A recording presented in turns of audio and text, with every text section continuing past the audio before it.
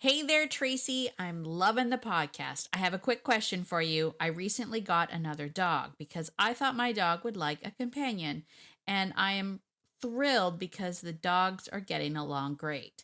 But now my once quiet and peaceful home is like the Indy 500. I love that they are happy, and I don't want to be the fun police, but if I'm being honest, I miss the peace and quiet. Any tips? Thanks for all you do, Melissa. Well, Melissa, thank you so much for your question. I thought this was a great topic for an episode here. So let's get into it today. We're going to talk about why your life with your dogs is chaotic and 3 ways that you can get your calm back. Let's get into it. Are you worried that your fearful dog may hurt someone or something else? Do you have to prepare just to take a walk around the block? Hi, I'm Tracy, and I too had that dog. The one that you could only walk at nighttime when no one else was around. And I felt ashamed, and oh gosh, I wish that people could just see the dog that I know and love. I wanted the confidence to be able to walk my dog and not have to worry about who or what was around the corner.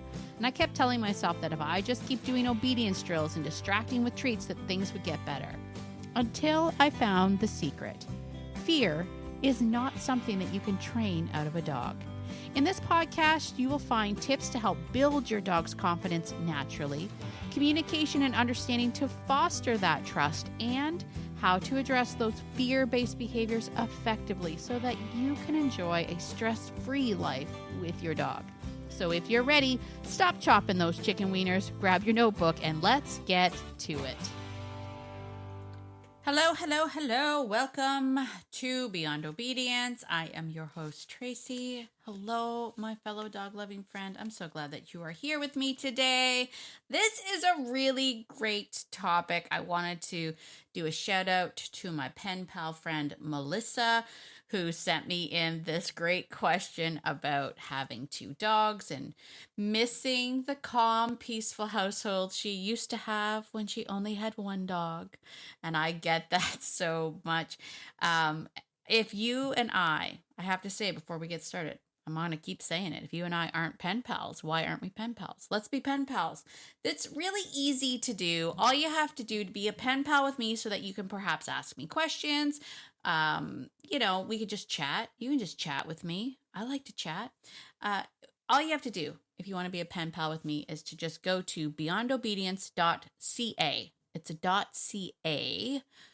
And hang on that page. It's the Beyond Obedience website. Hang on that page for a second. A little pop-up menu is going to come up. It's going to say, do you want to be part of the Canine Chronicles? You give me your name, you give me your email address, and that's it.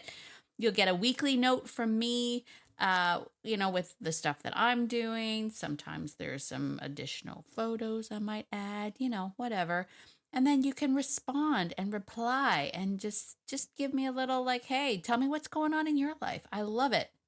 Just like Melissa did. And in fact, Melissa's question is the whole reason why we're all here today. I love this question so much. As you know, if you've been following me for a while, I am a person with lots of dogs. I, at one point in time, had 19 dogs. I will say this, I never had 19 dogs in my house. That would be bananas because I also have 3 kids. So, but at any given time, I would have anywhere from 4 to sometimes 8 or 9 dogs in the house. Before I had kids, I had 8 to 10 dogs in the house. And one of the things that I can honestly say, and I'm not saying this to boast, but I'm going to say it, is that I have always maintained a very calm house, no matter what dogs were in my house. And that included in certain circumstances, brand new dogs or dogs that I was training or fostering or whatever. The result was always the same. My house has always been calm, specifically designed that way because, as I mentioned, especially when a few years back when my kids were smaller, I couldn't afford to have a chaotic house. I had 3 kids. So having kids and dogs and all of that running around would be way too much for me. would be would be way too much for me. I'm also an introvert. Shout out to all my introvert friends. If you're an introvert, also reach out to me and like let me know how you feeling about being an introvert, because I will say this, I get overwhelmed with a lot of chaos. I need my house to be my sacred place where I can kind of like a fearful dog. I need a comfort zone where I can decompress. Maybe that's why I get fearful dogs so much. Maybe it's because deep down I am a fearful dog. I'm like, I need my comfort zone to be calm. If there's chaos in my comfort zone, I just can't settle in. I think I've just discovered something about myself. Anyway, I digress. The point is that if there's anything that most people will comment on is that when they come into my home, they are always shocked to go, there are how many dogs here? How many dogs are here now? Or if they've stayed for a while, they just realize how calm and chill all my dogs are in the house. And I've been asked this question many times, actually, if I'm being honest. How do you have multiple dogs in the house and not have just an absolute chaotic home? And so I thought today I was going to give you 3 easy ways that you can get calm back into your life, especially if you have multiple dogs. Okay, so let's jump right in with the 3 tips. First and foremost, I think the first and foremost thing to do for anybody, especially once you have more than one dog, understand that the moment you bring another dog in, you now have a pack, and that pack dynamic changes. And what happens there is inevitably, whether you like it or not, there's always going to be a competition now. There's going to be a competition for affection. There's going to be a competition for food. There might be a competition for toys or beds or that kind of a thing. And I don't mean competition necessarily as a bad thing, although it can turn bad, obviously. It just means that now there's more energy involved in aspects of how dogs sort of negate the world. So what you need to do first and foremost when you decide to have more than one dog is you need to think about what I would call like the hot zones or areas of your life that could be a potential for the energy or excitement to rise. So those areas are, as I've mentioned, dinner, like food, feeding time. Feeding time's exciting.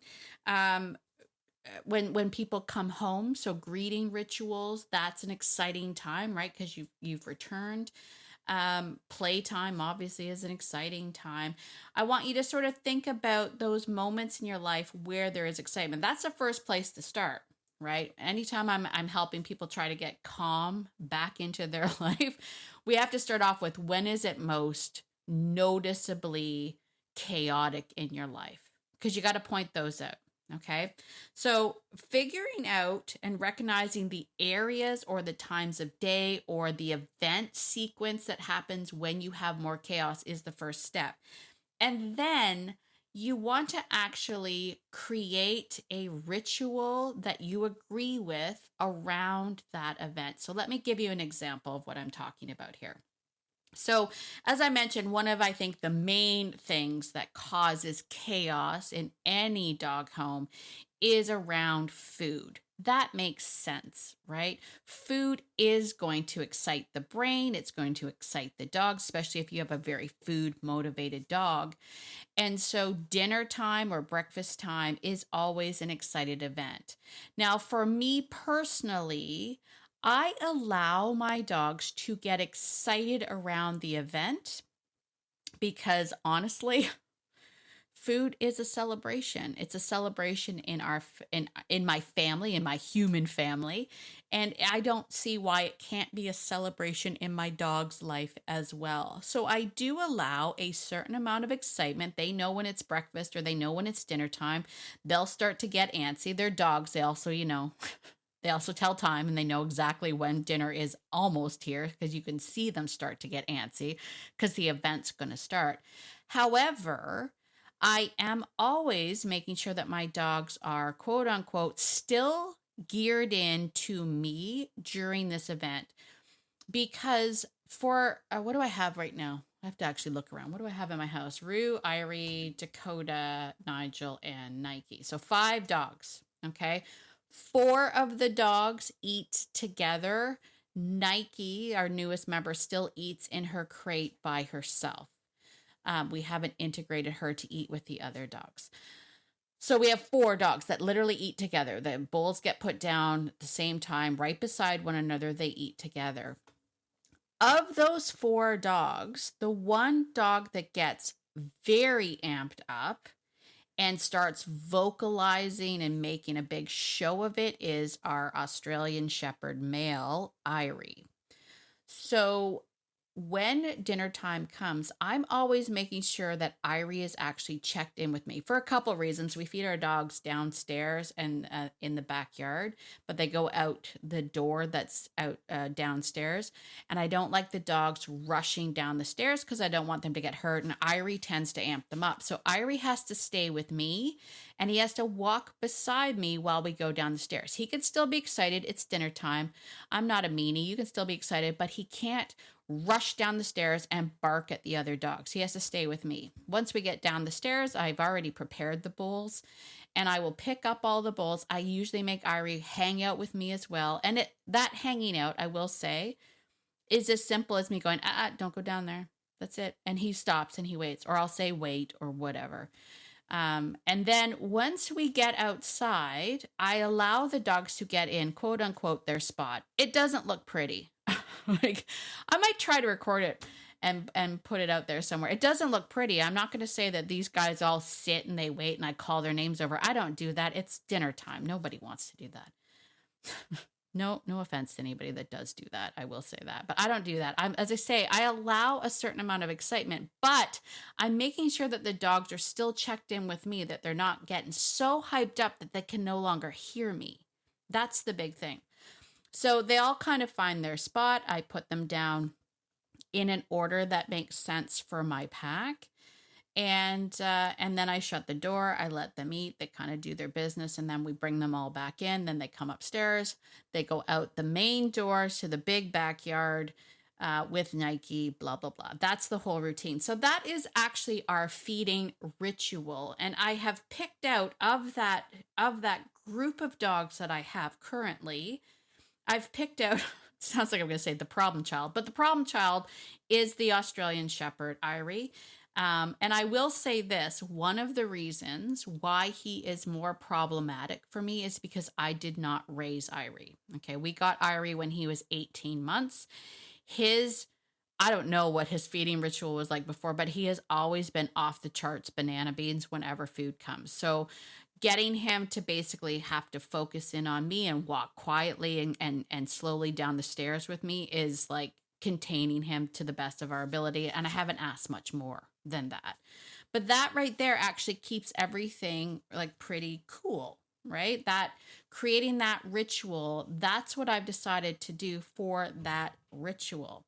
Same thing with greeting rituals. I allow my dogs to have excitement when we come home. Why? Because if any of us are being honest, if any of us humans are actually being honest, we love when our dogs are excited to see us. We love it. We thrive off of it. We are looking forward to it. It makes us feel loved. Our dogs are so excited to see us. So we just create the guardrails of that greeting ritual. You can do these behaviors, but you can't do this, right? When I come, they can stand by the stairs because I love that. When I come in, they're all standing at the stairs. It warms my heart. I've taken so many pictures of that. So I allow that, but when I come up the stairs, I'm going to ask you to move out of the way, and they have to sort of part. They have to part to let me go through, that kind of thing. We allow some excitement there, but we have guardrails that we put up so it doesn't get too ampy. Okay. So it's important to recognize where are those moments where we're getting way too excited, way too much stuff. Figure out, and everybody's different. You get to decide what that greeting ritual looks like. You get to decide what that eating ritual looks like. You get to decide it and shape it and have it be however you want it to be, right? If right now it's all chaos because the dogs hear food bowls and they run around the house like absolute maniacs, we might want to reel that in. What does that look like for training? I don't know. Maybe that means we have some drag lines on, or we put leashes on them at first to let them know this is going to be the new ritual. This is what I'd like you to do while we're eating. Whatever you need to do, but you got to recognize where it is. And then I want you to think about, what do you want it to look like? What do you want this ritual to look like? And then you're going to work towards that. All right, I've gone on way too long about that. Number 2. This is a good tip as well, and I think I'm going to talk a little bit more about this next week, but I want you to pick your place for play. Pick your place for play. So, whenever anyone asks me, how is it that my dogs are so calm and so quiet in the house? The first thing that I say is, well, first and foremost, we don't allow for any playing in the house. Now, I have to be 100% honest with you. When we got the Jack Russell puppy, we allowed for a little bit of play there, but I should find that. I have videos of that too. What you will find though, when the Jack Russell puppies tries to get my older dogs to play in the house, the older dogs will be like, stop doing that, puppy. You're gonna we're not allowed to do that here. We're going to get in trouble. It's quite funny because the older dogs are like, we don't do that. They know that there is no playing in the house. And for the sake of making life for my dogs easy, I have maintained that rule. I started this rule when my kids were first, like when my children were first born. That's when I started the whole no playing in the house, because I had a baby that was on the floor, and I always had larger dogs, and I didn't want dogs to accidentally step on the baby or whatnot. So it was like, at that point in time in my life, I was like, that's it. No more of that. We're only playing outside from here on in. Their toys, their interactive toys, they went outside in a bucket, and they were like, that's where we're going to play with toys. The only toys that were in our house were what I would call your calming toys, like so your chew toys, the toys that allow your dogs to sort of settle. Everything else is outside.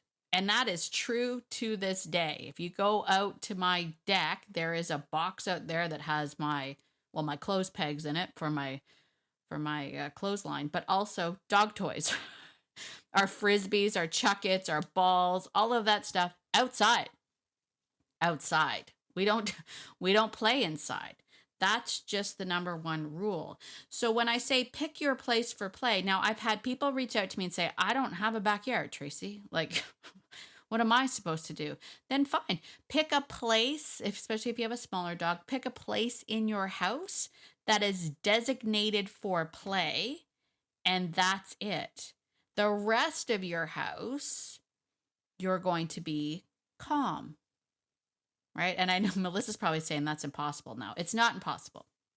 And I'll tell you why. The reason why I say it's not impossible, even if your dogs have been practicing the behavior of maybe having the whole run of the house to run around, is once you start putting in these guardrails again of what's acceptable and what's not, they will very quickly generalize that to like, okay, I'm not allowed to play in this room. I'm not allowed to play here. Right?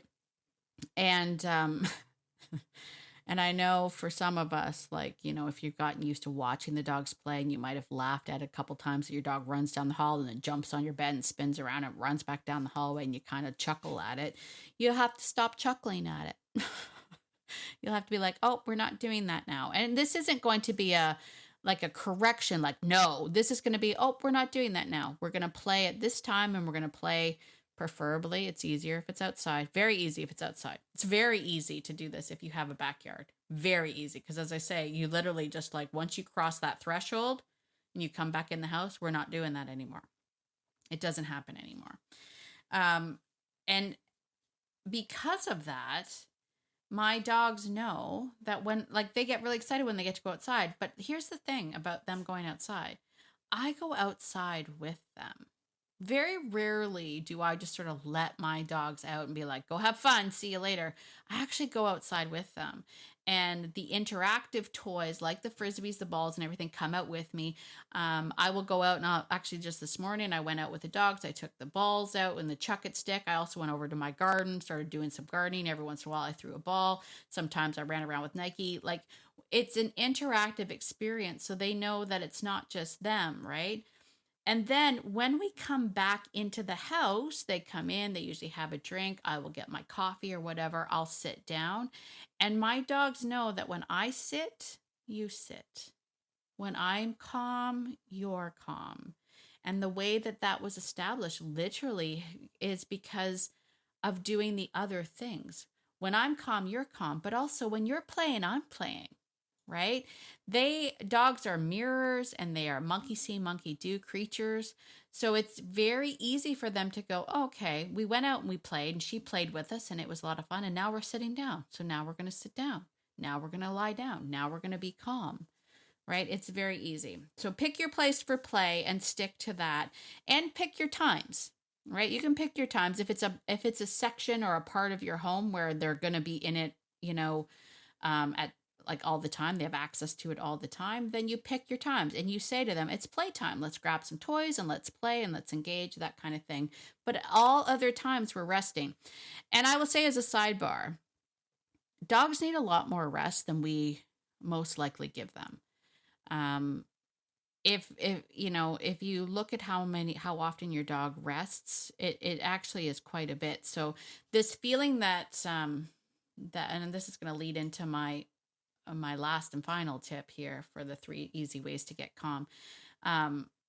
But dogs need a lot more rest. They rest a lot more hours in the day than we actually think. And so rest is actually important. So don't feel bad about that. Okay. And then finally, the number one tip number one that I would say, the number one tip for getting calm in your house is to stop doing everything with your dog. Stop just doing. Stop doing. What do I mean by that? As I mentioned, dogs need a lot more rest than we give them credit for. And especially when we're at home, if we're at home a lot, we are always actively doing something with them. We're talking to them all the time, or we are giving them treats, or maybe we're training. We're constantly doing with them. We're thinking about training. Oh, I got to get them out for their walk. And when they're in the house, I'm like, I got to do something. Now there's another dog in there. And now they're playing. We got to let them play. You don't. You don't have to do that. That's the thing.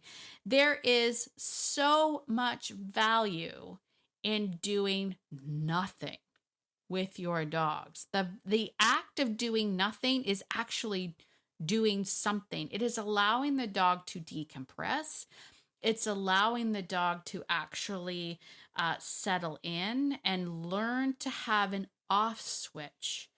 And when you have multiple dogs, this becomes even more critical, because if we get them into the habit of constantly doing, searching, seeking, doing, they are constantly in this energized state. They actually don't get the rest that they need. They actually don't learn to shut off their brain for a little bit and just relax. And just like with us people, that actually becomes almost toxic, right? It becomes this toxic thing where I constantly have to do, and I can't shut my mind off. Allowing your dogs to learn this valuable skill of doing nothing allows your dog to be able to shut off. And as I say, for me, and because I've always worked with groups of dogs as opposed to having one, I don't think I'll ever live a life where I only have one dog, if I'm being honest. But because I've always had like large packs of dogs, or I have at least for the last 25 years, we do very much sort of like the monkey see, monkey do, but like it's as a pack. So when I'm sitting down, you're sitting down. Currently, as I record this podcast, 2 of the dogs are down here with me because they like to be in my presence. It's my girls, actually. Rue and Dakota are down here. But you will constantly see this. As soon as if I sit in the living room, they will all come into the living room and they'll lie down. If I move to work into my bedroom, they will all come into my bedroom, but they'll lie down. They know they want to be with me, but they know they're not going to be doing stuff. They're not coming in there to wrestle or to play or to grab balls or toys. Now, the one exception, of course, to that is puppies, right? Puppies are always sort of grabbing stuff and wanting to play and all of that. And I will reiterate this point that actually puppies, more than anything else, need a lot more rest than what we give them. And they need time away from us, right? This is the value of having that safe place, that comfort zone, that crate for them to go to where they can get away from us, because we can't help but look at their sweet little faces. We can't help but talk to their sweet little faces, and we keep them engaged way too long. And like toddlers and babies that get overtired, our puppies get overtired, and then they get cranky, and they get the zoomies, and they get almost belligerent. They don't know what to do with themselves, and that is a result of being overtired or overstimulated.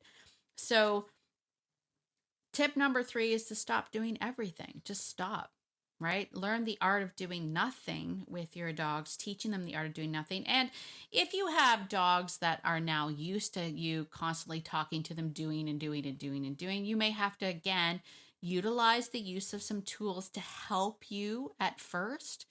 Trainers will teach like exercises like sit on the dog, which is not literally. You're just catching this now. Don't think I want you to actually physically sit on the dog. But it's exercises like sit on the dog where you have your dog on leash and you just sit on the leash, and it teaches the dog just to chill out with you. Having the dog sort of tethered to you so that it has this idea that what I do, you do kind of thing. There's lots of different ways to create it if you have a dog that isn't like that. I don't really have to work that hard now, because I have a pack of #JustGoodDogs that just do it. So when we brought Nike in, Nike, as I mentioned, learned pretty quick because the other dogs refused to play with her in the house. The other dogs actually get quite upset with her. If she has little puppy zoomies, she's not a puppy anymore, but when she would have a little puppy zoomies, the other dogs, especially my Australian Shepherds that like to control chaos, they correct her. They'd be like, stop it. We're not allowed to do that in the house. We don't do that in the house. Right. And now Nike knows she goes outside. She loves it because she gets the whole yard to run around, and the Aussies chase her and they think it's fun and everybody has it. And then they come in the house and everybody settles down. So it's creating that for them. So there you go. I hope that helps, Melissa. I'm going to recap those 3 tips for you right now. First tip for getting your calm back in your house is to recognize your hot spots, right? Figure out those hot spots, usually like feeding, greeting rituals, those kind of things. Figure out what they are, and then you get to decide what the new ritual is. Put some guardrails up there to prevent the dogs from having explosive energy and whatnot, and create your own. If you want to make it really, I told you mine, it doesn't have to be that. If you want to make it a little bit even more calm and have it be like, I don't want them jumping around or anything, then great. Teach them to go to their place board and stay there until you call them off. I mean, you get to decide what that looks like. This is just what I like to do, but you get to decide. Tip number 2 is pick your place for play. We don't play in the house. We don't play in the bedroom. We don't play in the living room, right? We only play outside. No play in the house. We only play outside. That way, when we ask them to be calm in the house, it makes sense because you're not allowed to run around like a maniac, right? And then finally, tip number 3, probably the best one, stop doing everything. Stop doing everything. Learn the value of doing nothing for your dog, allowing them to actually have some quiet, turn their brain off. When I sit, you sit. Right? That's basically how my pack works. When I move, you move. When I sit, you sit. Right? That's how that works. Sometimes the when I move, you move thing can be a little obnoxious. I'm not going to lie, because I struggle with sitting. I work a lot. Like I have a hard time I have a hard time. I should actually take my own advice. I'm usually a do, or I have a hard time sitting. So when I'm like, I don't know, cleaning and straightening up, the dogs do tend to follow me everywhere because I have created this when I sit, you sit, and they're like, you don't sit that often. So it reminds me to sit and relax and allow my dogs to relax as well. Anyway, that is it. Thank you very much, Melissa, for your question and for being my pen pal and reaching out to me. Thank you to everybody else who reaches out to me. I do try to respond to your emails if you send them to me, because it is me. I am the person. It's not a bot or anybody else. It's me that writes the emails. It's me who answers your emails. It's me that has all the typos. It's me that has the bad grammar. That is 100% me. You can tell because of the bad grammar and the typos. That's what you will find. So if you're not a pen pal with me, please be sure to do that. Go to beyondobedience.ca, stay on the page, sign up for those Canine Chronicles. You'll get a weekly note from me about what's going on in my life. And hopefully you and I can stay connected that way. We also have a free Facebook group called Living Beyond Obedience. You can check that out, come out there, be in the know for all the stuff coming up. I'm very excited. Probably about 5 more weeks until the launch of my program that I've been working so hard on. So I'm really excited to get that out there. And I think that's it for this week. So, if you enjoyed this podcast episode, please be sure to tell your friends, share this episode out with your friends, tell your friends all about it. It really does help to push the podcast out to more and more dog lovers like you and me. If you're on Apple, please be sure to give me a 5-star written review because that helps push the podcast out to more and more people. And as always, get out there today and be the person that your dog thinks you are, because your dog thinks that you are amazing, and so do I. Have a great week, everybody, and I'll see you all next week. Bye for now.